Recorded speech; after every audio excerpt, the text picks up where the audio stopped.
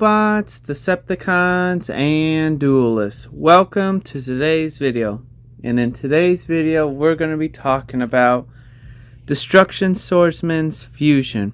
It's a quick play spell that its effect reads, fusion summon one fusion monster that mentions Buster Blader as fusion material from your extra deck, using monsters from your hand or other field as fusion material. If this card, you can send one card from your hand to the graveyard, add this card to your hand. You can only use one of the effects of Destruction Swordsman Fusion once per turn. Yeah, pretty good. This is like a small scaled down version of like Super Polymerization, except you don't have to discard a card to activate its effect, where you can fusion summon one of your opponent's monsters with your own as long as it's with a Buster Blader.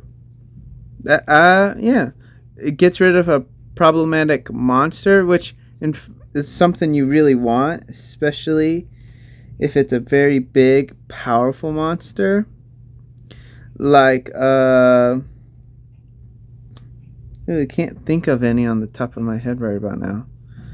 But yeah, no, it gets rid of problematic monsters, and you get to fusion summon a very powerful monster in this archetype, at least. So yeah, it's pretty useful. The second part of its effect, where if it's in the graveyard, you send a card, any card specifically, to the graveyard, you add it back to your hand. That's useful. You can slide this card into any deck basically, as long as it has Buster Blader as a fusion material. That is pretty useful, especially since most of the Destruction Swordsman cards required you to send a card that said Destruction in its name. So hey, it makes it a more usable card. So yeah, it makes sense to me. There's only two cards that this can fuse into. That's the Dark Paladin, actually, with Dark Magician, and the fusion monster that I will actually be talking about next week. In terms of lore, well, clearly from the artwork, this is where the Buster Blader defeats his old friend, unfortunately.